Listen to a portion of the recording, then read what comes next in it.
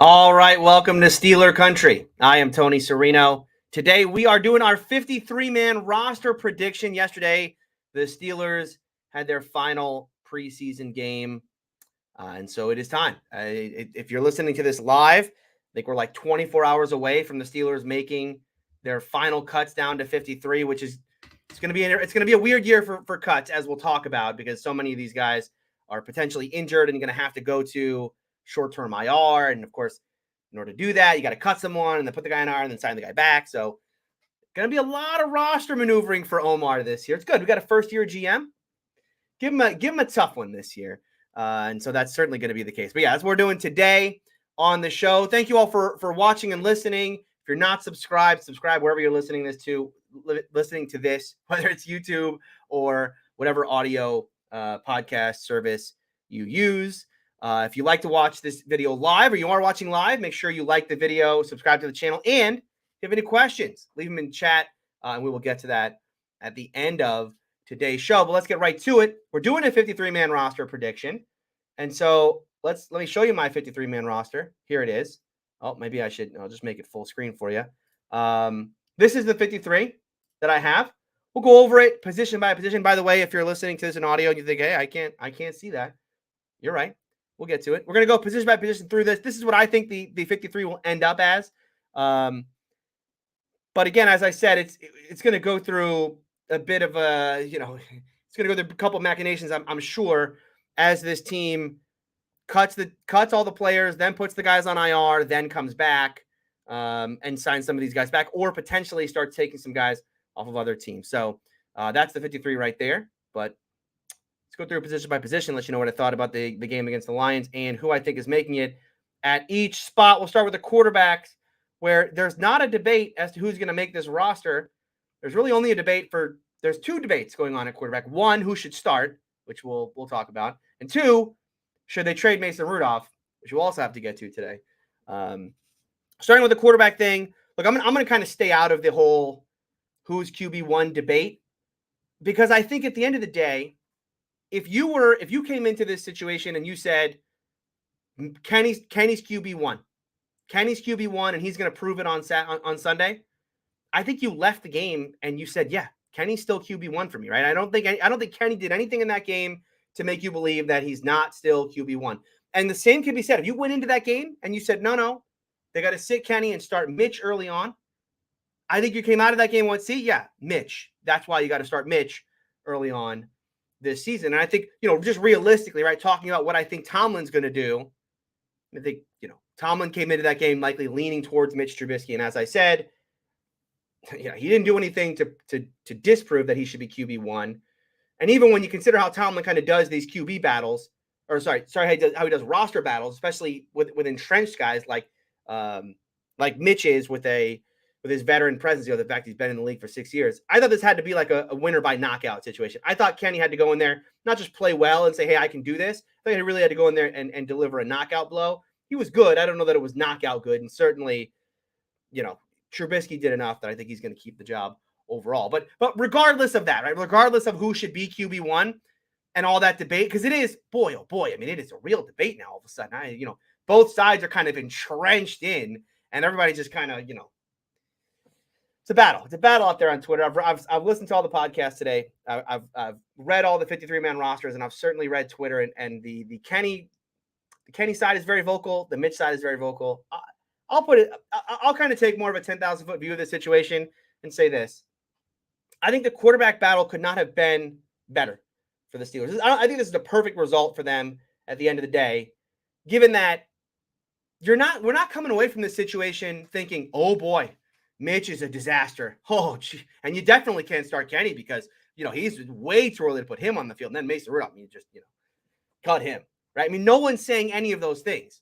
At the end of the day, the people that have arguments for why Mitch Trubisky should be QB1 are legitimate arguments about why this team with a veteran quarterback could potentially surprise some people in the AFC and AFC North. And the people who are arguing that Kenny should start because, hey, it's close enough and you might as well start the kid because this kid looks like his ceiling is not as low as everybody thought it was going to be. Great points. And even with the Mason stuff, I mean, Mason Rudolph, at the end of the day, Mason Rudolph's QB3 on this team, but he had the best camp he's ever had. and they're getting trade calls for this guy. I mean, again, at the end of the day, the QB battle is between three legitimate candidates. And it didn't just end up being this like someone won by default, or they just had to pick the best bad option. No, at the end of the day, Mitch Trubisky had a very good preseason. The worry for me coming in with Mitch was in those kind of money situations when it was, on the line a little bit. Maybe we haven't seen him in that entirely, but I thought the 2-minute drive was a good spot here because that team had entirely struggled, and he, was in a QB battle. He came out there and threw some of his best passes. And what I was worried about was that Mitch was going to turn into can't read a defense, throwing stupid passes, turnover-worthy plays, interceptions, that kind of thing. Mitch didn't throw. I mean, did Mitch even have a turnover-worthy play all preseason? I don't believe he did. Nor did Kenny. And Mason, Mason did have. He certainly had the one. Certainly had the one against Seattle where the guy hit the guy right in the chest. Although I would kind of put that more on Connor for stopping the route. But regardless, it happened. You know what I'm saying? Like, at the end of the day, this is a really good situation. I think Kenny pushed Mitch this week, which I liked. Even though I still don't think there was ever really a quarterback battle, I think Mitch kind of got it in his head a little bit. You could see that during some of the press conferences and interviews he was doing in the locker room after practice. Seemed like Mitch started to feel like, hey, wait a minute. If I do go out there and have a bad game and Kenny does that again, I actually might get benched week 1. It's over. Right? I think everybody kind of knows this. Certainly Mitch knows this. Once Kenny comes in, there's very likely not going back. And so did Mitch just sign himself up for a situation where he's never going to start a game for the Pittsburgh Steelers? I mean, that's kind of what was on the line for him going into this game. And I thought he responded pretty well to that. I mean, going over, I know he started really slow in this game. I don't know that I put that all on Mitch, though. I know, again, the Kenny side's going to use the first 2 quarters of this game against Mitch, saying, oh, the offense was so slow, just like last year. We can't have this. Look, it looked really slow and looked a lot like last year, not because of Mitch Trubisky, but because of, the offensive line. I mean, we'll get to the offensive line, but so much of the first half of this game was once again Mitch Trubisky under duress, the running game going absolutely nowhere, negative plays in the running game, which is setting back, you're setting themselves back on second and third down, holding calls, illegal formation. I mean, just ridiculousness left and right on that offensive line, which really set back Mitch on a ton of those drives. And at the end of the day, look, if the biggest criticism of Mitch Trubisky is that he can't convert on 3rd and 15 or 3rd and 20, we know that about Mitch. I'm under no illusion that Mitch Trubisky is going to come in and be anything close to a top 10 or elite quarterback. In those situations, like Canada and Tomlin are just going to tell him to check it down and we're going to move on to another day. That's who Mitch is right now. But I thought just kind of play by play breaking it down. I thought Mitch had some really nice throws in the first half that weren't just the seam pass to Freiermuth, which we'll talk about. I thought that obviously the back shoulder to Pickens earlier in that drive, great throw.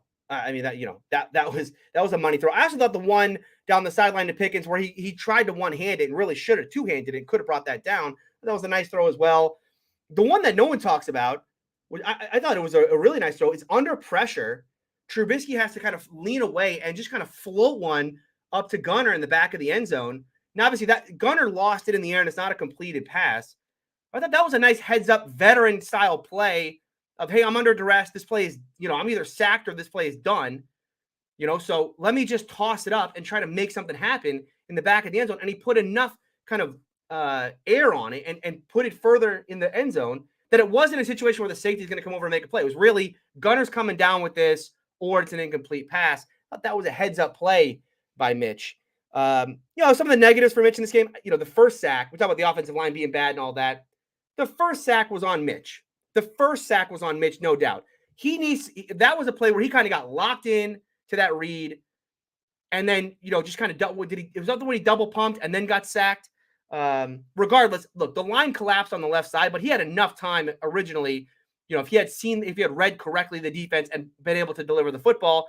And even if he couldn't, as I've talked before, Mitch does a really good job, has done a good job throughout the preseason of escaping in those situations, doing a good job of extending. That's why the Steelers got Mitch. The athleticism, his mobility is as big a reason as why they got him as his ability as a thrower. So Thought he's got to be better in those cases. But obviously the deep one to Deontay, I thought it was overthrown live. I mean, when that ball's in the air, I'm like, oh, yeah, that's overthrown. Too bad. And that was what a ballsy play by Trubisky there, and Canada for calling it.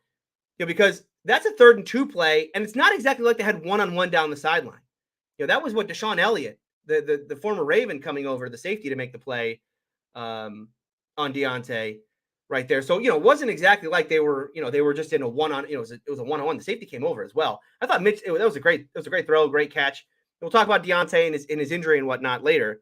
But just overall, you come away impressed. Obviously, the most impressive throw, maybe the most impressive throw anyone made of any quarterback on the Steelers all camp and all preseason, was the throw to Freiermuth down the seam on a rope. He I guess you would say back shouldered it, right? Because he had to throw it away from the linebacker, which, by the way, I mean, find someone who loves you as much as the Steelers love throwing back shoulders, because every throw is a back shoulder in Pittsburgh. But great throw down the seam, aggressive. Love that about Trubisky, that he is that aggressive. And then again, that kind of aggression without having to worry about, is Mitch going to do something stupid? And again, we'll see what happens in the regular season. Obviously, defenses are going to change. They're going to be a little more disguisey in the regular season, and they're certainly going to be better than what Detroit was putting out there. But regardless, just kind of what the defense was and what the throw called for, great throw for Mitch. And I thought he showed really good anticipation. I mean, it's an easy pitch and catch, but just thought it was nice anticipation on the slant route to Sims for the touchdown. So overall, I came away pretty impressed with Mitch. Then Kenny came in, and it was like, all right, well, let's, I didn't think Kenny could really do anything to win the job. But you never know with Kenny, because all he does is go out there and just, complete passes and look unstoppable. I thought in this one, look, he wasn't perfect. He threw legitimate incomplete passes in this one. He had the first 3rd down, he rolled out, tried to hit Sims in the corner, maybe a throwaway, maybe the ball came out of his hand wrong. Regardless, that play was kind of a dead play to begin with. The one we need to talk about now, and I want to know your thoughts, the Miles Boykin deep ball. Underthrown or back shoulder? Let me know in the comments. Underthrown or back shoulder? Because here's my thought on it. I thought live, my first reading of it was, that was badly underthrown. They started showing replays, and I was like, you can kind of talk. I think maybe I could talk myself into, okay, maybe that was a back shoulder throw. Although the interesting play is, if you watch the replay, if it is a back shoulder throw, it doesn't need to be, because I thought Boykin did a really good job on that play of stacking the defender and getting a step on him, to where if Kenny does lead him, I mean, that could be a touchdown. Maybe they get his ankles or whatnot, but yeah, he could have been gone on that play. So here's what I love, though. Let's say it was an underthrown pass. What I love about Kenny Pickett is, okay, so that's probably his worst throw. Badly underthrown pass, if that's an underthrow. Great ball. Even his worst pass, great ball. Thought we saw some time. I thought we saw a couple plays in this one where he, as I said last week, I was kind of hopeful that Kenny would make a wrong read in this one. Just not because I want to see Kenny be bad. I want to see how Kenny would react to that. He's been so good. The thing about Kenny Pickett that I just can't get over is how he's like is it Bill Murray in Groundhog Day? Where it's just everything. There are these coverages that defenses are running, and he just immediately knows it, and it's like boring for him back there.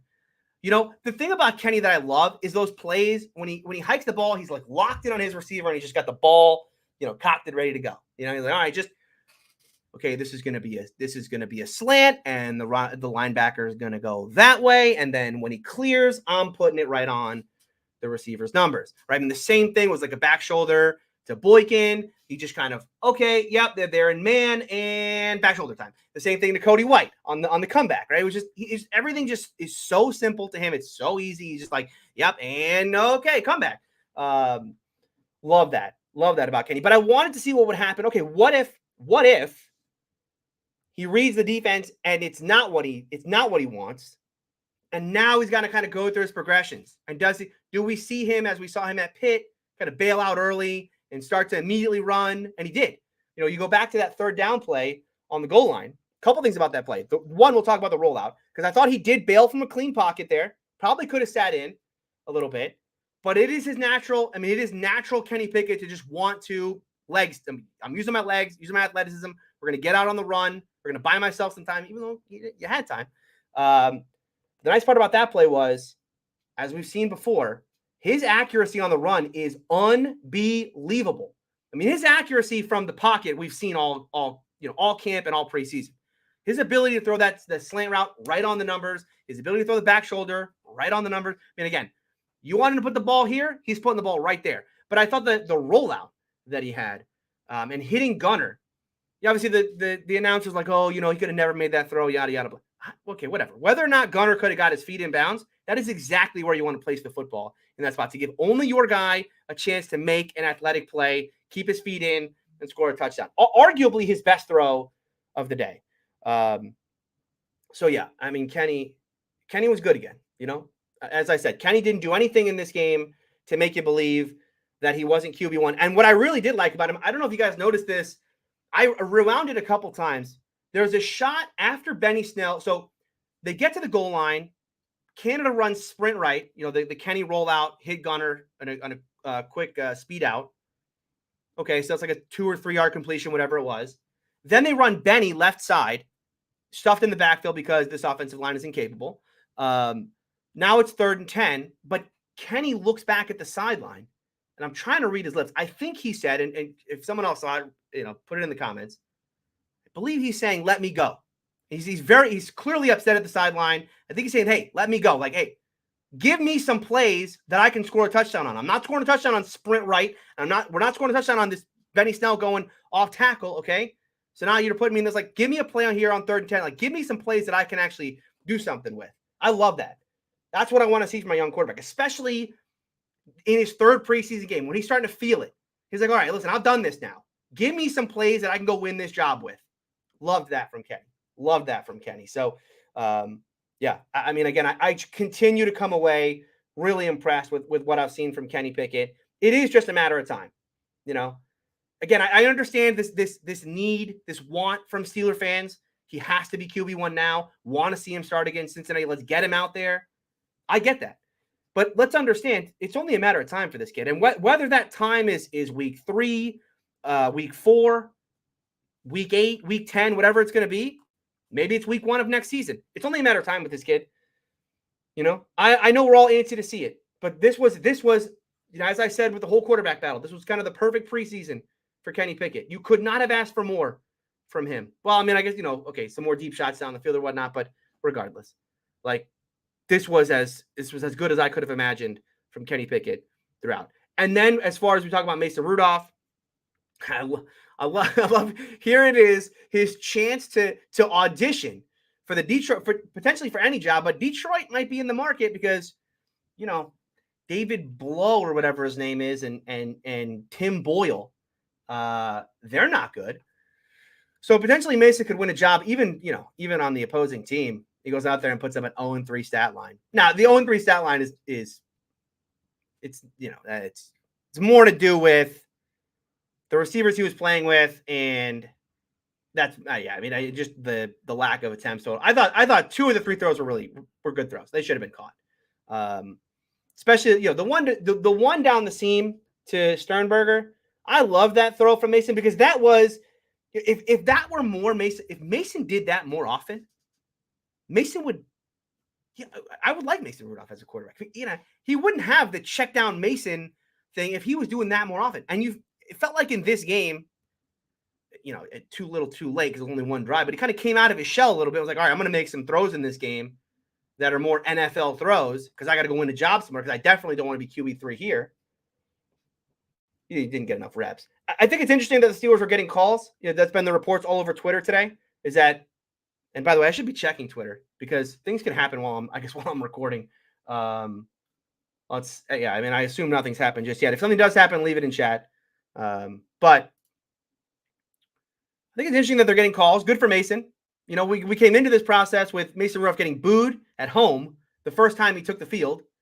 And we end preseason with this guy, if the Steelers wanted to, they could trade him today. And the only thing that's going to keep him in Pittsburgh right now is that the compensation likely isn't going to be enough. Omar Khan said on Brian McFadden's podcast the other day that he doesn't anticipate any changes at quarterback. And I think that's because clearly I think the asking price for Mason Rudolph just isn't what the NFL is ready to pay. I think if the Steelers were willing to take a 6th-round pick, certainly a 7th-round pick, Mason's gone. Gone. There would be teams lining up, I'm sure, to get him for that price because he could be a quality backup in this league. And I'm sure he's going to be very frustrated by the idea that the Steelers aren't going to want to part with him because Mason, I mean, we've heard Mason in his interviews already. He's not happy. He's just not happy with how this has played out. He thought he was going to have a legitimate chance at QB1. And it's hard for me to really, it's hard for me to dismiss his anger because there were those first couple of days at camp where it did feel like, all right, this guy's got to probably get some QB1 reps just to see if he could do that against the first team. And he never did. And I think that's probably where the frustration comes from. But at the end of the day, we're talking about the 53 here today. I think Mitch is your starter. Kenny's your backup. And Mason is 3rd string. Although I did hear something from Kaboly the other day that I thought was intriguing. I don't know if this would actually happen. I think Steelers fans would lose their mind. He brought up the point of they're only gonna suit up. So during the games, they only suit up 46 of the 53 players. You have the inactive list. So definitely one of the quarterbacks, either Kenny or Mason, is going on the inactive list on a game-to-game basis. Kaboly brought up the idea that it could be Kenny, not because Kenny's not the backup. Kenny would be the backup in case of a long-term injury. But Kaboly's point was, in a one-game, gotta-have-it pinch where Trubisky goes down and you kind of want to keep the same or a similar game plan, would the Steelers feel more comfortable with Mason, given that he's been with this organization now this is in his 5th year, rather than going to Kenny, again, in a one-game injured during the game pinch? Obviously, if it's a long-term injury, okay, Kenny's coming in, it's Kenny time. Any sort of injury happens, it's Kenny time. But could they inactivate Kenny for game days and then put Mason in as your backup? I don't imagine Steeler Nation would be too pleased about that. We'll see. Anyway, Mitch is 1, Kenny's 2, Mason's 3. They all make the roster in my 53. Going over to the running back position. All right, let's talk about injuries for a second because I thought that was the biggest news coming out. The running backs didn't have a lot of things to do in this game because, the offensive line remains not great. But I thought what happened at the end of the game in the locker room was far more interesting than anything that happened on the field for the running backs. Najee Harris revealed they didn't just have his foot stepped on. No, he had a Liz Frank injury, which is an injury that will keep a player out for a month to a month and a half, generally. That was interesting. Especially in a game where TJ goes down with a knee injury. Is it serious? I mean, it didn't look bad, but when you see an injury to the knee that doesn't look bad, sometimes you feel like, boy, those are the ones that are the season enders, right? The knee injuries where you're like, ooh, okay, that's like a knee sprain. He's going to be gone for a couple weeks or whatnot. When it looks like nothing, did no contact or barely any contact,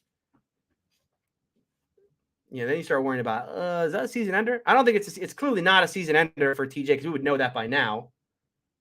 And then, of course, you have Deontay landing on his shoulder.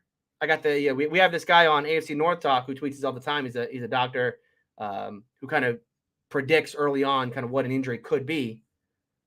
He thought right away that's an AC joint sprain for Deontay. That's a multi-week injury for sure. That was his immediate reaction to me. He's like, that's an AC joint sprain. He's gone for weeks. And then we heard from Tomlin, no. These guys could have come back in. I wonder. Look, you don't have to report injuries right now. That's why Tomlin lied about Najee. Like, I'm not mad at, again, I don't know if this turned into like, oh, Tony's mad at Tomlin for lying. Tomlin can lie about injuries all he wants. There's nothing that is requiring him to tell any reporter anything about the injuries. Right? It's out of the goodness of his heart that he tells us about, this guy's day to day. We're hoping this guy can come back. There's no way that doesn't start till the regular season. He did, he lied about Najee. I mean, he didn't just have his foot stepped on. That was a Liz Frank that kept him out for all those weeks. Anything serious with Deontay or TJ? Boy, I hope not. Those are two very important players, both offensively and defensively. But something to keep in mind, right? I mean, I know everybody's today you just keep hearing this. the same report, which is, oh, Tomlin said they could have come back into the game. Well, Tomlin doesn't have to tell you the truth. Both those guys could have injuries that keep them out week 1, and we won't find that out until we start practicing a week from now, when they start having to do in the practice reports. Just something to keep in mind. Now, going to the running back situation in general, I'll put the screen back up again for the 53 so you can see it. I have Anthony McFarland getting cut. So I have it Najee, Benny Snell, Jaylen Warren makes the roster, and then Derek Watt as a running back / fullback / really a special teamer. I think they keep 4, and I think they cut Anthony McFarland. McFarland's had a good camp and a decent preseason. I thought obviously game 1 in preseason was his best. All these running back, obviously every running back is highly dependent on their offensive line to make things happen. But I thought McFarland, maybe most of all, was dependent on the offensive line. And that's what kind of made me, feel more comfortable today than I would have been weeks ago in cutting McFarland. Warren for me is running back 2. I think Jaylen Warren has done far more than enough to prove to me that this kid can absolutely be running back 2. You can trust him in a ton of different situations. He had that great run to the outside, showed a little juice to beat the defender to the edge. I mean, the problem for the running backs in this game so often was that, the offensive line just did not get a hat on a hat. You had kind of free rushers through the hole so often. And so they're kind of chasing these runners down in the backfield. You saw Najee having to break 2 or 3 tackles in the backfield on the nice run he had. But Warren on that play is kind of outrunning defenders to the sideline to cut upfield to get whatever that was, the 4 or 5 yard gain or whatever he ended up getting on that play. I thought Warren did a really nice job blocking downfield. I think he's the kind of player that you can trust in all situations, which is exactly what you want from your RB2. Quite honestly, I think he showed enough throughout this entire process that I might even feel, obviously you're never going to feel comfortable if Najee goes down for any period of time, but certainly you feel most confident of any of these guys in Jaylen Warren as being someone who can step in and provide decent minutes in a situation where Najee's going to miss a game here or there. So I think Warren's almost a roster lock for me. Snell makes it. Like, he did a nice job running in this game. I thought, he had to make some guys miss in the hole at times because, who doesn't with this offensive line? Converted a nice couple third downs there, but he's not making the roster because of one game that he did here. He's not making the roster because, he had a nice game here. He's making the roster because he's still a core special teamer. At the end of the day, he provides enough at running back and certainly enough at on special teams that he makes it. And then, of course, Watt makes it because of the special team ability. We'll go over to wide receiver. Obviously, the Deontay injury is going to look. The problem for the Steelers right now at wide receiver is Claypool's hurt again. I guess he had a shoulder injury. Kaboli said on McAfee he had a shoulder injury. He re-injured it, and we're not exactly sure what this injury is, if it's another re-injury of that shoulder. Regardless of what it is, it's not a good thing that the Steelers right now essentially have their top 2 wide receivers hurt. Now, we don't know how hurt Deontay is. Hopefully it is as minor as Tomlin said, because one injury to this team at wide receiver, they'll be okay. If it's just Claypool, as we saw yesterday, that's fine. They'll go Pickens and Deontay on the outside and Gunner on the inside. And they could even work Steven Sims in those situations. Steven's been a quality player. But you start to go, again, once we start talking about 2 of those top 3 guys going down, and we can talk about how, Miles Boykin's been a surprise here. They're not exact, they have some nice pieces at the back end of this roster that can fit, but this team can't afford to be down too many of those starting guys. You start talking about a wide receiver core that's like George Pickens, Miles Boykin, Gunnar Olszewski. Yeah, that's not exactly striking fear in the heart of defenses anymore. Not even close. And obviously, yes, if any team could say the same thing, but for even how deep this wide receiver room is, concerning to me right now that it's both Claypool down and Deontay. I thought, again, I'm not a huge Claypool guy, but I thought Claypool has done a very good job out of the slot throughout the preseason. I love how many they're running slot fades basically every play. Was it?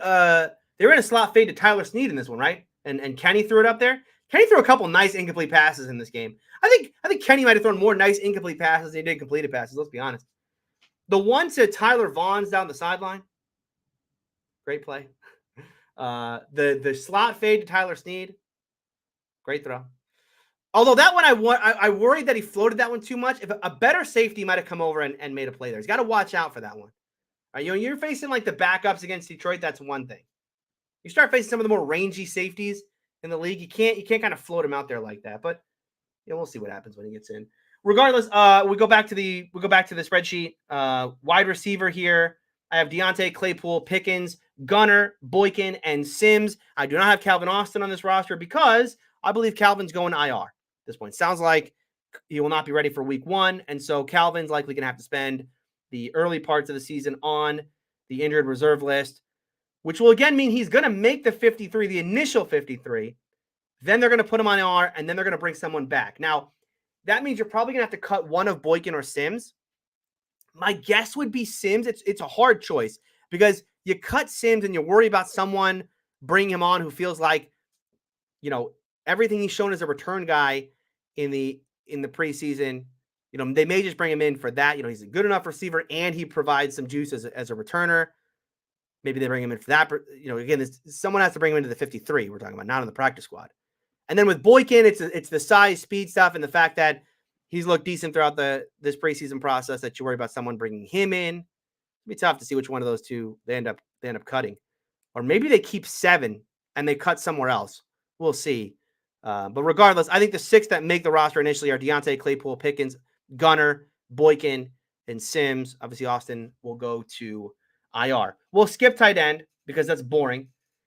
The tight end room has been known for weeks, a month even. It's Freiermuth, Gentry, Hayward. They already cut Jay Sternberger before we even started recording today. So, yeah, that's an obvious one. Now we go to the offensive line, where we need to talk about the offensive line before we start talking about the actual 53 guys. Because 53 offensive linemen might not be enough for this team, to be quite honest with you. Yeah, so the offensive line was bad again, but not really. Dan Moore was really bad again. You know, it was interesting. An initial watch, I'm ready to just kind of, you know, freeze me in carbonite and wake me up a year from now when they got this thing figured out, because I can't stand to watch this thing on a week-to-week basis. Right? That was my thought initially in this game. But going back and rewatching it and actually charting it on a play-to-play basis, I have to say it was really only the left side of the line that was bad. The right side of the line, I thought, not only were they okay, they were actually good. And specifically, and most importantly, James Daniels had a very, very good game. Thought he was, as a run blocker, I thought he was good. They got him out in space a little bit on that screen pass. He did a good job. He did a great job of getting to the second level at times. That was huge, huge in this game, because he's the one player that they brought in this offseason that I think everybody kind of felt like, all right, well, at least that'll be a stabilizing force. And even, you know, you could almost argue that the whole right side would at least be more stable because we know what we're going to get out of Chooks.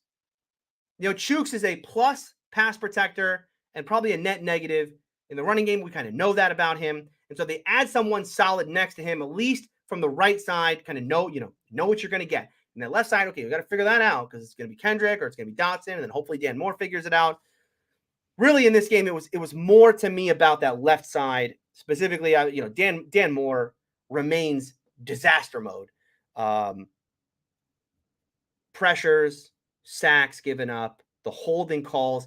I mean, my goodness, so many times the play never even has a chance because he's beat off the line of scrimmage, and then he just reverts right to like, well, I'm either holding them or Trubisky's getting crushed. And it's not, and again, it's a week-to-week basis with this. Now we got 3 preseason games in a row of Dan Moore just being incapable, to the point where, look, it crossed my mind today as I was reviewing the tape. I know I said last week, you can't make a move here. You can't go out there and like, okay, we're going to bench Dan Moore and put someone else in, because you invested so much in this kid. Like, you thought this was your guy. You didn't really bring in a whole lot of competition here. But at the end of the day, we're done with Kendrick Green, aren't we? Like, the front office, I think the coaching staff, everybody's kind of like, yeah, Kendrick, lost cause. Dotson's your starter as long as he can stay healthy. And that's because Kendrick is, Kendrick is a lost cause. I mean, that's a great way to describe his play on the field. So is Dan Moore reaching Kendrick Green levels of, yo, dude, like this guy's so bad at this point that I just can't even hope for the upside, because the downside is quite literally ruining the offense right now. I mean, again, this guy's going up against rookie, and I think they took Hutchinson out pretty early in this game, and he was still struggling. You're talking about early on in the season. I mean, right off the top, they're facing Trey Hendrickson. We'll talk about that in the preview that we do, but I can tell you right now, poor Pat Freiermuth or Zach Gentry, whoever they're going to put out there to chip every single play, because that's what it's going to need to be. I mean, Dan's going to need help on every play with Trey Hendrickson. Trey Hendrickson's one of the most underrated pass rushers in the league. Trey Hendrickson had the highest pressure rate, meaning the highest number of pressures per snap, per pass rush snap, of any player in the AFC North, more than Miles and more than TJ. You just know the Bengals are looking at that matchup going, yeah, we got him here. And of course, now in the Steelers passing game, they're gonna have to leave a guy to chip. They're gonna have to leave a guy to help, take away another receiving option for Trubisky, and then you're going up against secondary with Bates, and we'll talk about that when we get to the preview. But that's why this Dan Moore situation is so dire, because it's not just going to be against the Trey Hendricksons of the world. We know he's going to struggle against Trey Hendrickson. It's against the kind of the middle of the road pass rushers they're going to be facing throughout this schedule that can potentially also make Dan Moore look foolish. So it's not. I guess the best thing I'll say about this offensive line coming out of this game is that it's well, I don't want a one-game sample size, but it's more of a Dan Moore problem than it is the rest of the line. I thought Mason Cole had a solid preseason throughout. Just, again, not a great player, but what do I always say about this offensive line? If they just had 5 dudes, just a guy, right? Not great, but not terrible, they'd probably be fine. But they don't even come close to that. So we know we have an Okorafor on the right side. Daniels, I hope he builds on this. I know it's 1 out of 3 games where he actually looked decent, and it was probably against the worst. Well, I don't know. The Seahawks are pretty bad, too. I was going to say the worst team, but boy, the Seahawks are pretty bad, too. You got Cole. I thought Dotson. Okay, here's the best thing you say about Kevin Dotson. He's not Kendrick Green. I won that. So, yeah, I mean, Dotson's not a great player, but again, they don't need greatness on this offensive line. They just need dudes who can provide them anything. So, yeah. Yeah, it's a Dan Moore problem right now for me on the offensive line. We'll see how this goes against Seattle or against Cincinnati. One of their worst matchups, by the way, Cincinnati. I mean, we'll talk more about it when we get there, but on the inside, you got DJ Reader, one of the best inside players on the defensive line in the entire league, especially when it comes to run defense. And then they got Trey Hendrickson, as I said, one of the most underrated pass rushers. So, yeah, not great. All right. On the offensive line, I have the Steelers keeping 9 here. Yeah, I think keeping 9. I think the reason why I had them keep 9 is because I'm not cutting Kendrick Green. So I know I've seen this out there. You got to cut Kendrick Green. I'm not ready to cut Kendrick just yet. I don't think the Steelers are either. Although he had another one. He had another game against Detroit. That's, are we sure you're an NFL player? But I'm keeping everybody here. I'm keeping Haig. He's my swing guy. I'm keeping Hassenauer because he's my backup center. He literally cannot go anywhere. And I'm keeping LeGlue because, quite honestly, at the end of the day, if anything happens to Dotson, I don't think they can cut LeGlue. I mean, you have to. I mean, again, is this a team that's really going to? If Kevin Dotson goes down with injury, which is very likely, he's gone down with injury every year of his career. Are we really going to put Kendrick Green back in? I mean, is the Steelers team really going to put Kendrick Green back in there? I can't do that. So I'll keep him around because a 3rd round pick, and when was the last time this team cut a 3rd round pick going into the 2nd year? But I got to keep LeGlue around because LeGlue had decent minutes last year in place of Green. I know he hasn't had a great preseason, but still, there's no way in hell I'm putting Kendrick Green out there as a starter again after what I've seen from him this entire preseason. No way. All right. Let's go over to the defensive side. I'll leave this up here. I've been keeping 7 defensive linemen. And the reason why I have been keeping 7 is because it's not Montravius Adams. I think Montravius Adams is likely headed to IR again. I worry about this. Isaiah Loudermilk is hurt right now. I don't know how hurt he is, but who plays if Alualu gets hurt? And again, I know this is kind of the Live in Your Fears podcast all of a sudden, but is Loudermilk going to be healthy enough that he could play minutes at nose in the case of Alualu going down? Because right now, Montravius Adams is that guy. But if Montravius Adams is headed to IR, then Loudermilk kind of steps up, or what I think is probably more likely, because Loudermilk's banged up right now, Henry Mondo comes in. Henry Mondo keeps, stays on the roster. As much as I don't like Henry Mondo, he's been getting all the reps as the nose, and I think he's the most likely of the candidates. We talk about the Davis Bros. I think Mondo is probably the most likely of the candidates to make the 53, only until Montravius Adams can come back, right? So I think that the IR thing now is 4 weeks. Is that right? They changed it in the CBA. It's 4 weeks. So this is a situation where Mondo has to come in for those first 4 weeks of the season. Otherwise, it's Hayward, it's Ogunjobi, it's Alualu, it's Leal, Loudermilk, and Wormley. I thought Leal once again as a pass rusher, man. I like it. He's not a great run defender, nor is Ogunjobi. I mean, I'm kind of a broken record on this every week, but they put the same tape out there every week when it comes to the run defense. But when it comes to pass rush, both those guys, I mean, this I'm excited. I know there's going to be a lot of kind of hemming and hawing about this pass rush at the edge rush position.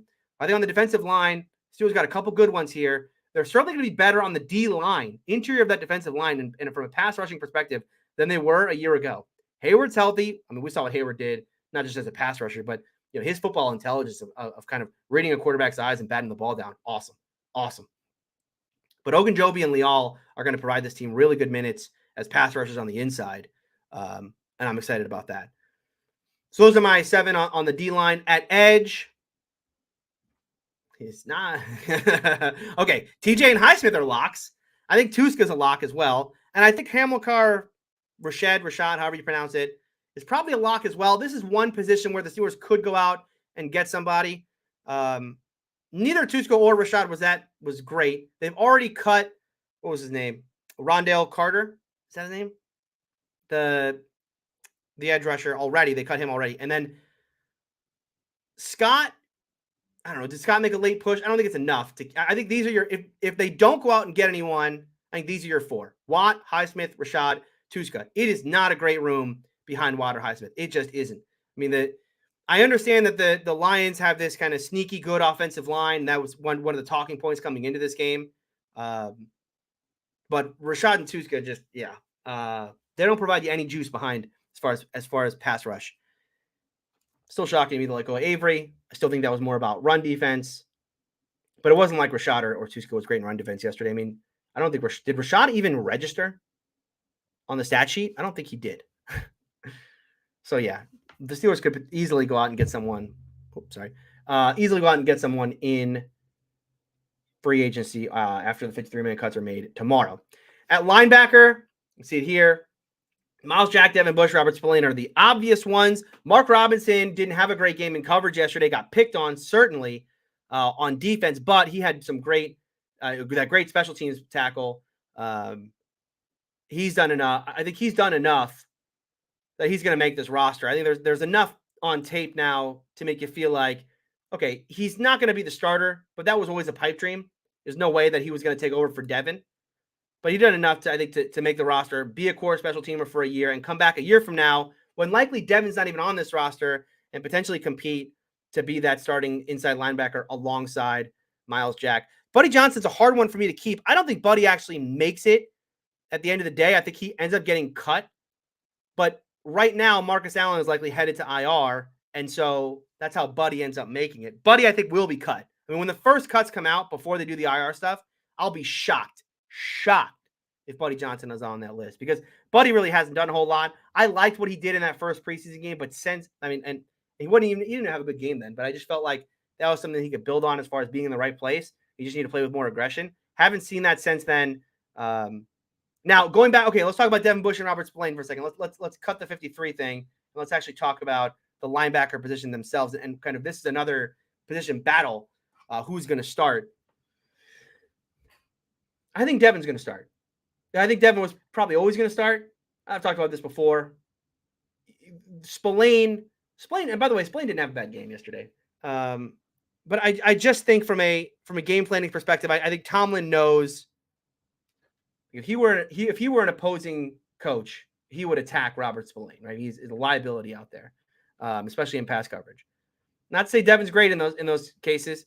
Devin The thing about Devin yesterday, so I think he only gave up one catch yesterday, and it was on the first play. It was the, what do you call it, like a pivot route or like a fake in, go out to Hockenson. The thing about Devin, okay, that's not necessarily a terrible play. Devin has inside leverage, right? And the guy fakes in and goes out. So it's hard for Devin to make a play. The problem I have with, and again, I don't know why I have this expectation of Devin still, but like, they drafted Devin Bush because on that play, the athleticism that the explosion that Devin Bush showed in college was the kind of player that had the makeup speed, that kind of the burst to make plays even in those situations. It's what made him so exciting. It's what made this team want to trade up to number 10 in the draft to get him. He's just, he's not that guy. Now, he made a great play on the fourth down. We all, I did love, I don't know, are they starting a statue in the front of the stadium? I mean, my goodness, the celebration for Myles Jack making a play on fourth down. Oh boy, it tells you where. I mean, it was almost like it was so overpraised that it kind of told you like, oh yeah, this is where Devin is right now. One play in the preseason on fourth down, and like, the confetti's out. It was a good play. I mean, I'm not trying to mock Devin or I'm just trying to point out who Devin Bush is right now and kind of where this, where he is in his growth and development. That finally, it took 3 preseason games, but we finally got a Devin Bush-like play, an aggressive play off the edge, attack the football. Now, I mean, I know I'm going to sound like such a Devin hater here, but technically speaking, Myles Jack delivered the boom, which probably stopped them from getting the first down. Potentially, Devin, the guy would have dragged Devin for the first. I don't really. But regardless, good play from Devin. I think he ends up winning the starting job.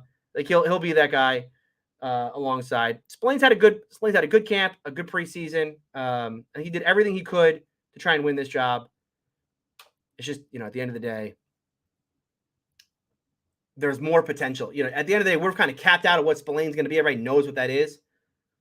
Everybody's kind of living on the prayer, right? It's why everyone. I mean, Devin's going to win the job because of how excited everyone was about that one play, which is like, oh wait, where everyone's like, oh, was that? Is he back? No. So anyway, so the Steelers keep 5 at linebacker: Myles, Devin, Spillane, Johnson, Robinson. I don't think Johnson is long for the roster, but as long as Marcus Allen's hurt, he will be. And then at corner, I'll put this back up, but it's nothing to say about corner either. Witherspoon, Sutton, Wallace, Pierre, Mollett. Those are your 5. I don't know what's happening with Mollett, though. He might be another IR candidate. He hasn't practiced in a while, hasn't played. So I'm not sure that if Mollett has to go to IR, I guess Chris Steele makes it. But then I don't know who the Steelers would put in the slot. I guess Trey Norwood would kind of bump down into the slot in that situation. Yeah, it'd be an interesting one if Mollett couldn't play, because he, at the end of the day, there'll be Cam Sutton and Cam Sutton only to play in the nickel. But anyway, regardless, I think the Steelers are, as I've said before, it's probably the most underrated room on this defense. I know a lot of Steeler fans up in arms about this corner room. They don't have a CB1. I think Witherspoon has been really good in the preseason. Hope he can continue that into the regular season. I have been just so pleasantly surprised. I don't know why I am, because he was such a solid player in Buffalo. But regardless, I just get too, I guess I get too worried about this whole 4.6 speed with Levi, but he is such an instinctual player out there. I like Levi Wallace a lot. He had great run support yesterday. Cam is Cam. Pierre's had a decent camp, decent preseason. I think he's a lock to make it over Justin Lane. Justin Lane's not going to make this roster in all likelihood. Platel had surgery, so he's not a candidate whatsoever. The only other guy I think is Chris Steele that could even make it here. But again, I like that top 3. I like Witherspoon, Sutton, Wallace. Obviously Norwood will come in the dime. Norwood could potentially come in some nickel situations, potentially if there is an injury. So I think this corner room is probably a little underrated. I understand they don't have CB1, but when you think about how the Steelers play defense, this is not a situation where they're going to have a kilo. He's not going to follow Jamar in week 1. Right? They're going to do the same thing they do all the time, which is they're going to try and roll coverage to one side, take away what Tomlin perceives as your best option, and then they're going to say, hey, listen, if you got other guys that can beat us, cool. Like, do it that way. It's the same thing they've done for years. And they did it really well last year. I mean, you look at their DVOA numbers. Football Outsiders and their DVOA charts this, how well you do from their DVOA against wide receiver ones. The Steelers were the 5th best team in the league last year. And that was with a Joe Hayden who's out of football now. And again, and then Cam on the outside, Cam going inside, and then it was Pierre. It was Lane at one point, and then Witherspoon didn't get in until his last 6 games. So, I think it'll be interesting to see how they match up in week 1, but we'll talk more about how this corner room and how this secondary matches up with that team, particularly here in a week or so. And then safety, I have the Steelers keeping 4. Obviously, the Damontae Kazee thing is a really tough one. He was a lock to make this roster. He was not just a lock to make the roster. They had like packages for him that they were, the 3 safety sets that they were going to run. In fact, I was kind of wondering if potentially we would see less Edmonds next week and see more too high with Kazee and Fitzpatrick on the field at the same time to try and take away the big play and make Burrow in that offense kind of beat them with underneath stuff. They could still employ that with Edmonds. I think they would probably be more comfortable doing that with Kazee. Kazee's out now. He hurt his wrist / arm. He's on IR. He's going to have the surgery. Not sure how long he's going to be out. So the interesting thing here with safety is, do they keep 4 or 5? I ended up keeping an extra O lineman, that 9th O lineman, which meant that I had to cut somewhere else. And where I cut was here at safety. I did not have Miles Killebrew making this roster. I do, though, have Elijah Riley making this roster. He's a guy that picked up off waivers. Thought he had again, plus performance at the end. Tomlin loves the guy who goes out there and wins the job real late. I think if there's one guy who you're going to look at yesterday's performance and say, ooh, did he just win a job? I think it would have to be Riley, because the spot came open because of Kazee's injury, and Riley had such a good game. Regardless, Riley is not someone who I think is going to ever see the field in the regular season. Let's not. He's like the 53rd guy on the roster. This is going to be a Minka Edmonds Norwood show. And potentially, I think the Steelers could go out and get another safety. If they really value this 3 safety set, I've seen a lot of people on Twitter today kind of going off on the idea that they have to go get another safety now because they want this 3 safety set. I don't know if they're going to just find another Damontae Kazee off the street right now. Kazee was a really good signing for this team. He played really well throughout. They really trusted him. I don't know that, Tomlin was talking about the moving train. This season is gone, right? The preseason is gone. We're going into the regular season. They get a guy now. Are they going to feel like going up against Cincinnati that they're ready to put whoever they sign? Whether it is they get Tony Jefferson or, one of these guys that just got cut today or tomorrow. They're really going to feel like, this is an immediate thing. They're going to put him out there right there on those 3 safety sets. I'm not sure of it. And then special teams, obviously Boswell, Harvin, Christian Kuntz is your long snapper. That is the 53. Let's get to your comments here. Scroll back up to the top. Maurice, surprised that I had Benny Snell making the roster. Yeah, I have Benny Snell making the roster. I think Benny has done enough to make the roster, as not only as a special teamer. He's been RB2 in this system for a while. And so I've talked about this before. If Warren won the job for RB2, which I think Warren definitely won the job. Is there anyone out there who thinks Anthony McFarland's a better running back in an RB2 type situation? There's not, right? Warren is clearly RB2. So RB3 is probably not going to get a whole lot of looks. At the end of the day, RB3 probably needs to provide you some other things on the roster. He needs to do something else. That's going to be Benny Snell as a special teamer. So I should point this out because I think it was it Nick Farabaugh said this? He could see McFarland making it as the return guy, the kick returner. That's interesting. That's really interesting, actually, because isn't Gunner the kick returner? Something to keep in mind.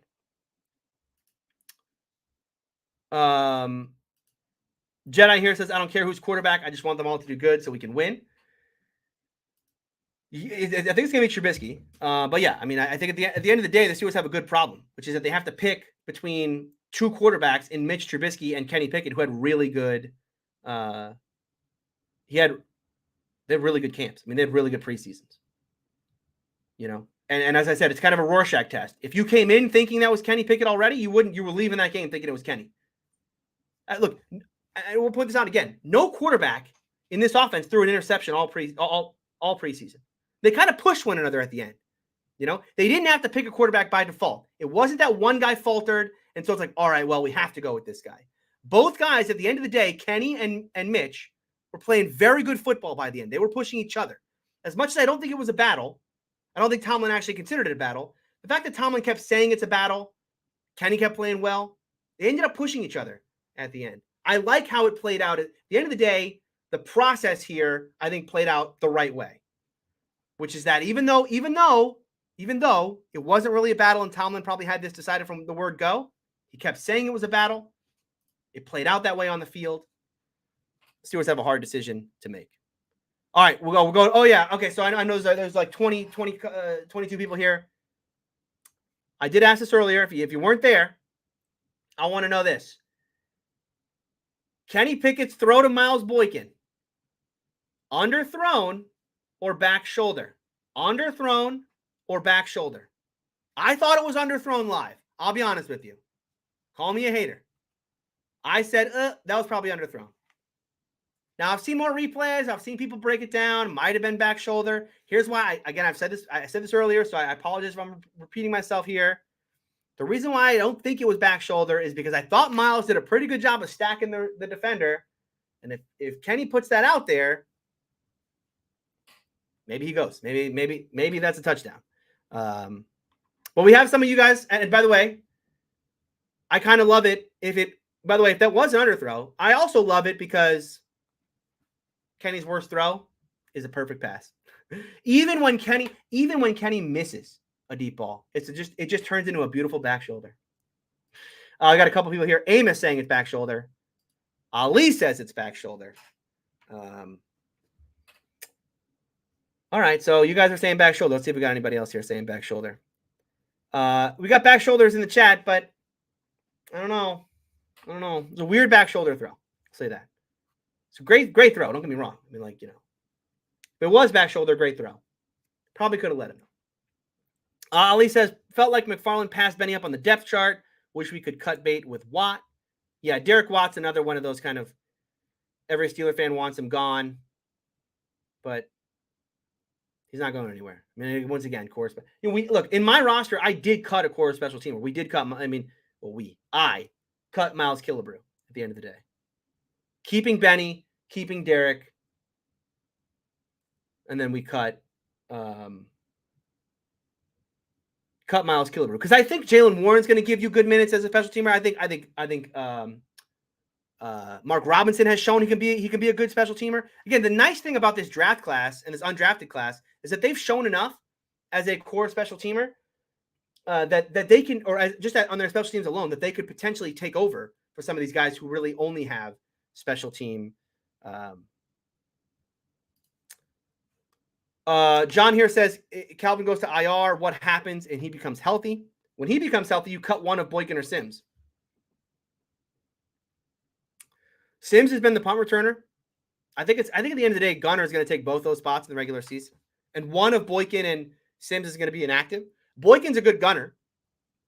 Again, and that's another thing. We talk about these core special teamers that you need, but Boykin has been a good gunner throughout the entire preseason. We know James Pierre's been a gunner for this team for a while.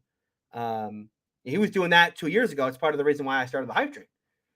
So, in all likelihood, if Boykin continues to be a quality special teamer, then when Austin's healthy, you're cutting Sims. I like Sims. But at the end of the day, when we're talking about the 52nd, 53rd guy on the roster, the back end of these rooms, they're not likely to see the field unless there's major injury. And so you have to provide value on special teams. Boykin does that. Mark Robinson does that. Derek Watt, Jaylen Warren, Benny Snell. Ali says Claypool had 2 separate shoulder injuries. Yeah, I don't know about now. Yeah, I'm not sure. I'm not sure what the injury is now. It's not great because this could have been a big year for Claypool. I mean, I know I'm not his biggest fan at all. I'm probably the biggest hater if we're being honest. But I thought he could have been in for a big year in the slot. Not gonna do that from the bench though. We got a couple comments here on Dan Moore. Miss Ye in the chat. Appreciate you, Miss Ye. Says it's Dan Moore on the offensive line. He's regressed. He has regressed. And look, he struggled with this last year. Part of the thing with the offensive line is they hadn't done this in a while. They're a little rusty out there on pass Pass protecting for more than 2 seconds? Who does that? So yeah, it was always going to be the big question with this offensive line, which is, okay, what happens when you have a quarterback who doesn't just, when it isn't just bang, bang, bang, bang, bang. When you got a quarterback like Trubisky, I apologize if for those of you who are listening to this on audio and you just got the messenger chime, that was me. Don't think your messenger just went off. That was me. Where was I? Oh, the pass protection. Yeah, I mean, again, it was a big question mark going into the season in general, which is you have a guy like Trubisky who's not going to get rid of the ball. He's going to hold the ball a little longer. Can this O-line hold up in those situations? So far, no, but mostly the no is Dan Moore, because we, kind of after Tomlin gets into everybody, Tomlin and the offensive line coach and everybody. Again, this is a big week for the coaching staff trying to teach things. This is a dress rehearsal game. At the end of the day, the only old lineman I come away really disappointed with is Dan Moore. So, I guess you can say like arrow pointing up for the offensive line. I mean, it's so bad, but yeah. Ali, Tony, was Dan Moore looking bad at camp, or did he also start when the lights came on? Thought he was solid last year. He was solid last year, and I thought Dan Moore put up some of his best games at the end of last season. That's why so many people were hyped about him. Remember Ben Roethlisberger at the end, one of his last things he said before, I think it was like maybe right after he retired or before he retired, he said, they got a good one in Dan Moore. Dan Moore's going to be around here for a while. And I thought he was right. I mean, I looked at some of the tape at the end of last season. It's like, this kid, like the light bulb came on, and he's not perfect, but that's the end of year one. You start to build on it year two, make a little bit of a leap. Maybe they do have a quality left tackle. As far as what he did at camp, man, the hype for him at camp was crazy. Now we know why. Look, TJ plays on the right side, so he plays up against Chooks every day. Think about who Dan Moore was going up against in camp. Highsmith was hurt for a while. Think about, and so was Avery. So think about who Dan Moore was going up against in camp. Dan Moore had a great camp. Great. With a capital G. You can go back and read the articles. Everybody was talking about it. Nick Farabaugh did an article on it. I know that. I think Chris did a whole podcast on it. I was saying it. Everybody was saying it. It was true. He was having a great camp. Just so happens he was going up against edge rushers who can't play. So,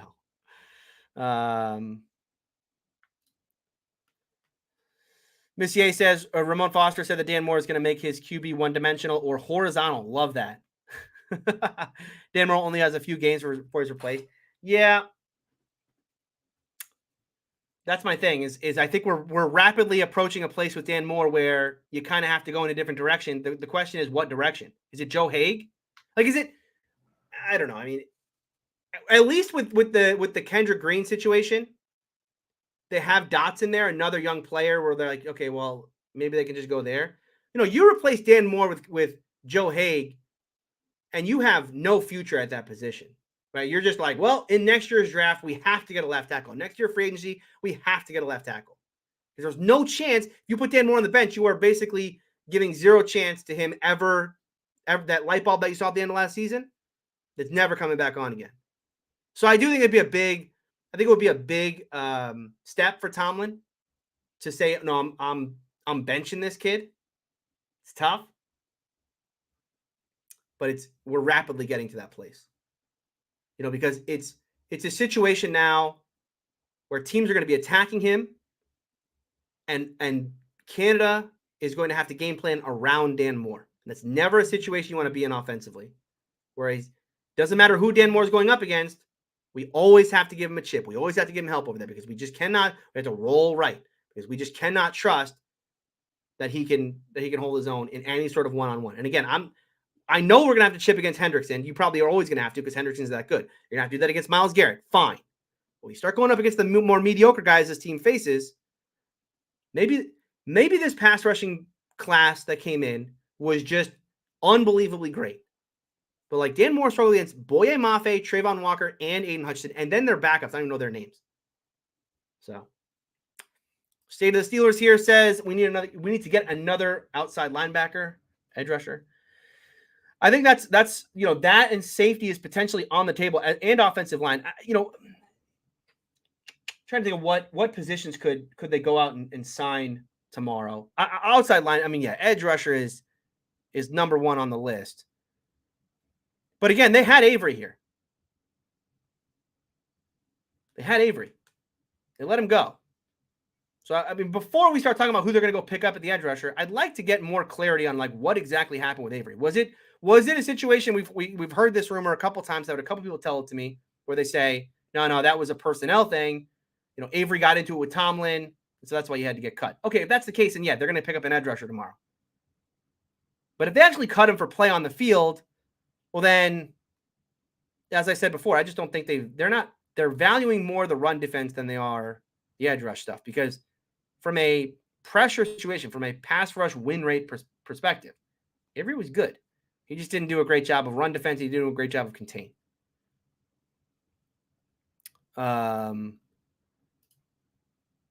Miss Ye says, I must have missed it. What happened to Marcus Allen? Marcus Allen is hurt. What is it? Ankle sprain? Groin? I forget. Marcus Allen injury. Let's look it up. Hamstring. Hammy for Marcus. Yeah. So, not sure he's going to be able to make it back. Missier says, stop being a hater. Impossible.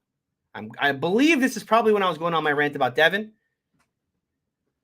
I couldn't help myself but sound like a hater there. I couldn't. It's like in my blood in those cases where I have to kind of be a little bit counter to the narrative. Because, I mean, I just thought it was a little over the top to celebrate. I liked it. I tweeted it. I liked the Devin Bush play. I tweeted it too. But then it's like, Devin Bush made an unbelievable play. This is exactly what you want to see on Devin. It's like, all right, that was one play, guys. And like Miles made a good play too. Let's not, I don't know. I'm a hater. What can I say? I'm a hater. That's what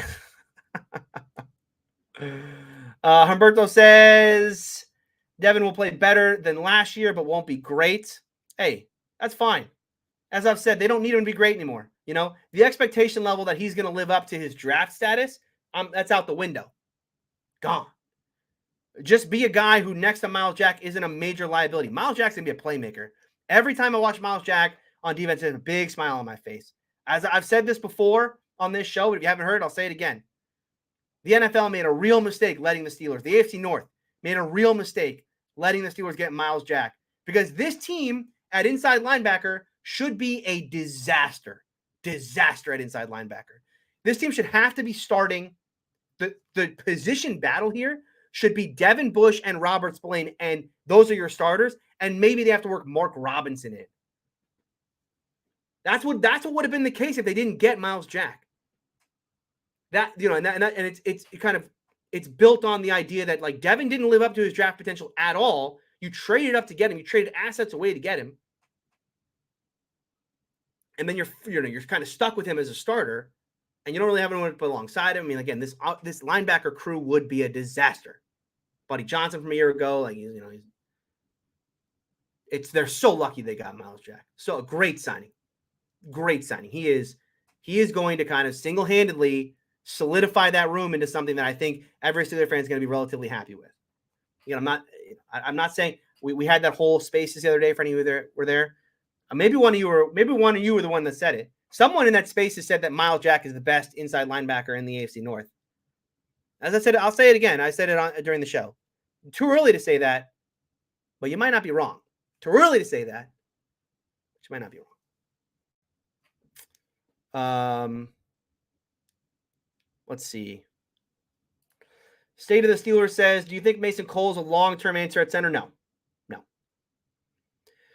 No, but he's exactly what the Steelers need right now, which is just solidify that position. They had huge holes to fill. Left guard, with whatever was going to happen with Dotson. Right guard after Trey Turner left. So they just, they couldn't do the Kendrick Green thing again. Thank goodness they didn't. So he's exactly what they need, which is just a solid dude. What they get him on? A 1-year deal, 2-year deal? It must have been a 2-year deal, right? For Mason Cole. So he'll be here in the short term. Messier says, I do think they do better in up-tempo offense. This offense when it's, well, I think, in those situations, as long as they're not, I think this offense is going to be fine as long as it doesn't put itself behind the chains. I think the offense will be better this year as long as they're not shooting themselves in the foot. As long as this team can avoid major negativity on offense, I think they're going to be a fine offense. I mean, I could see them being a top 20. I don't know if I go top 15, but like a top 20-ish offense. I don't know where they were last year in Football Outsiders or an EPA. I guess I could look it up real quick. What the hey? But I could easily see them getting there. I think Trubisky gives them a little more juice down the field, as does a guy like George Pickens. We haven't even seen Calvin Austin just yet. I think they got a better RB2 situation, so they can rest Najee in those cases. I could see that happening as long as on the offensive line and Trubisky specifically doesn't put this team behind the chains all the time. As long as Trubisky is able to be mobile enough to avoid the big sacks, the offensive line avoids big penalties, Trubisky avoids big interception. Canada's going to get this team in a lot of situations where it's manufacturing yards, right? You've seen that even in the preseason. And again, we're seeing the very vanilla stuff so far. You're going to see a lot of like the end around stuff. You're going to see a lot of the jet sweeps and all of that, little pop pass, ways to just kind of manufacture yards, keep the chains moving, the success rate stuff I was talking about a year ago. But this team's going to be, I mean, it's all the kind of holding penalties, illegal formations, right? It's not only is it negativity, but it's generally taking away from what was a positive play. And so, just kind of it builds on itself. This offense is not going to be good enough to win. It wasn't a year ago, and even if it is better this year, it's still not going to be good enough to win in those spots. So I'm looking up Football Outsiders and their DVOA stats now, but we'll move on here. RS says, "Are you not going to pick up a tackle from the 53 cut down?" I mean, I'm not, because I would only do that if I was going to start. If I have a good tackle, I like Joe Haeg enough that in a pinch he can come in and play. I would pick up a tackle if I felt like he could play for Dan Moore. But are they going to, is there a starting caliber left tackle out there? I've seen like the Tevin Jenkins stuff. I liked Tevin Jenkins a year ago. Tevin Jenkins has massive back issues. Alex Leatherwood. I mean, there's no way you're playing. Leatherwood can't make it as a guard, so there's no way he's playing. Yeah, I just don't know that there's a guy out there right now. I don't know if there's a guy to get cut that's good enough. As bad as Dan Moore's been, that's good enough where you say, this guy I think can start for me right now. If you're going to start, at the end of the day, if you're not happy with Dan Moore and you want to start someone else, it's Joe Haeg at this point. I think that's kind of the unfortunate reality of the situation. So there's just not enough good offensive linemen to go around. So I don't think that another team's going to make the mistake of cutting someone that is good enough to start. And again, all it needs to be is an upgrade over Dan Moore, which isn't much. But that guy on the roster right now is Joe Haeg, if you wanted it to be. Oh, I like this one. You guys know I'm a gambler. Would I wear a Browns jersey if Devin Bush became MVP of the Steelers? Yeah. In a second. Name the player. Nick Chubb, Kareem Hunt, whatever you want it to be. If Devin Bush is defensive MVP for this team, I will, whatever you want. You want me to wear, I'll wear a Bengals jersey one day, a Ravens the next, and a Browns the next. I'll do whatever it takes for Devin Bush to turn his career around and become defensive MVP. Absolutely. I went on that big rant last week. I don't care about being wrong. I care about the Steelers winning. I want the Steelers to win football games. If this helps me win football games, yeah. Yes. This helps Steelers win? Whatever it takes. Whatever it takes. Shane says Bush makes the team only because Steelers traded up to 10, not because he deserves it. All right, we'll start with that, and then we'll get to the second one. I don't know that that's true. I think he is a top 4 linebacker on this team. No doubt in my mind, actually. Yeah. Yeah, he deserves, he's a better player than Buddy Johnson right now. He's a better player than Marcus Allen. He's even a better player than Mark Robinson right now. He is. The thing with Devin, I think Devin's getting too bad a rap when it comes to right place, right time stuff, instinctual stuff. He's just not the aggression stuff, all the talk about Devin Bush needs to be more aggressive. Devin Bush avoids contact. Devin Bush doesn't want to get hit. Devin Bush, that kind of thing. That's the truth. I mean, that to me is far more true than Devin Bush can't play. He's not he's a complete liability out there. Devin Bush is a liability because he doesn't throw his body around, and he has no idea how to use his hands to keep linemen off him so that he can so that he can make a play on the ball. It's just, that stuff he's allergic to. But, he's not like an outright disaster of a football player. He's a disaster as a number 10 overall pick. That'll agree with you on. Now, the player you are talking about, though, the player that is only going to make the roster because of his draft status, Kendrick Green. Kendrick Green should be cut. There's no doubt in my mind. That's another one where, like, I'll make a bet if Kendrick Green ever turned his career around, I'll, whatever you want. Because that guy should not be on an NFL roster. No way, shape, or form. No. That guy is going to get kept because he was a third-round draft pick. And the Steelers don't cut third-round draft picks going into their second year. He should not make this roster, but he will. Don here, Ravens fan, says a couple good players the Ravens may cut to get to 53. Geno Stone. Man, I remember when Geno Stone got drafted. Fun story about Geno Stone. For those of you who don't watch day 3 of the draft, like I do, when the Ravens drafted Geno Stone, you would have thought they just drafted a future Hall of Famer. I mean, the amount of people just talking about what a great player he was. It's very silly. Anyway, good year, second tier strong safety. The Steelers don't need a strong; they really need another free. But good special team guy, Ardarius Washington, a free safety that can play slot in spots. Yeah, I mean, I'm intrigued to see how the Steelers handle this KZ thing. I talked about this a little bit earlier on the show, but feels to me like we're just kind of penciling in, they need a safety now because KZ got hurt. But I don't think people are factoring in how good KZ was and how hard that's going to be to replace at this point. KZ was an obvious 53-man roster lock. So you're going to bring in a guy who can't make another roster to replace that. I just don't think – I think this probably changes their plans schematically and defensively more than it changes their plans of, hey, we need to go out and get someone. I mean, maybe they feel like they need to get someone because they don't want Elijah Riley on the roster, and they just need another body in there. But as far as replacing what KZ meant to this defense, I don't think they're going to be able to do that. Maybe I'm wrong, but I hope I'm wrong, actually. But I don't see that.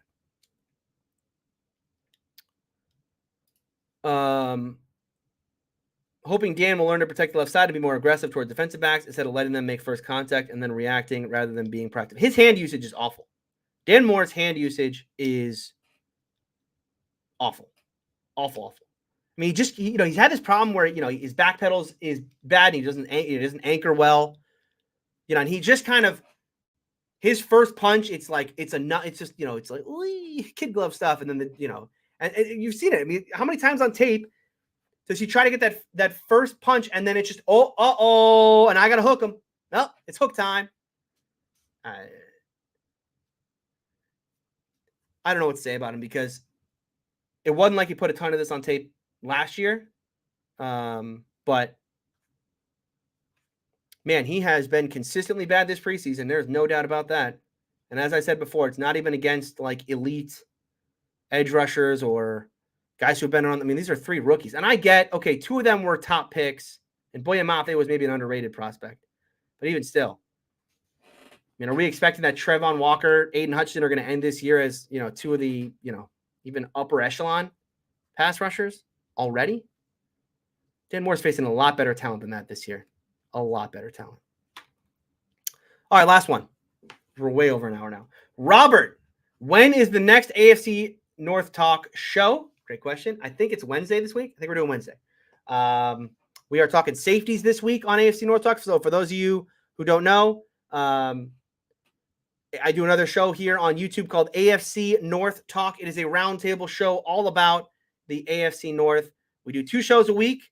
During the regular season, we'll do a preview show and a week review show. We recap all of the games. A lot of fun. I have a lot of fun doing that show. It's great to get that outside perspective. Again, I think so much of, because of the way it is now, where every fan can kind of get, not only can you get so many opinions about your team, but you can find someone who just you agree with all the time. And so you just go to that person. It's like, that person I agree with all the time. I like their takes. So I just want to hear someone who I agree with all the time. I mean, it's a natural thing that we do. What I liked about AFC North Talk is here I am on a show with 3 people who I could not disagree with more. But I respect their takes because no one's going to tell you how it is more than your biggest rivals, right? The people that are watching you all the time and just hate everything about, the three co-hosts on AFC North Talk hate the Steelers more than anything in the world. I mean, it's very hard for any of them to say anything nice about the Steelers on a week basis, which is why I love doing the show. Because you got to, you get it out of there. The Steelers, listen, still good. Still winning football team, even though they just continue to predict the Steelers to be a 6-win team year after year. So I love doing that show. It's a lot of fun. And again, you get a nice outside perspective of team. Occasionally it just, it derails into, memes and all of that.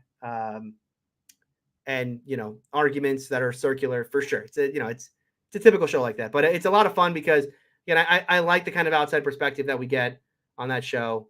And it has taught, just from my own personal thing, I like it because I kind of now much more intricately know the Ravens and their inner workings and the Bengals and their inner workings and the Browns. And it makes the matchups between those two teams for me much more interesting, right?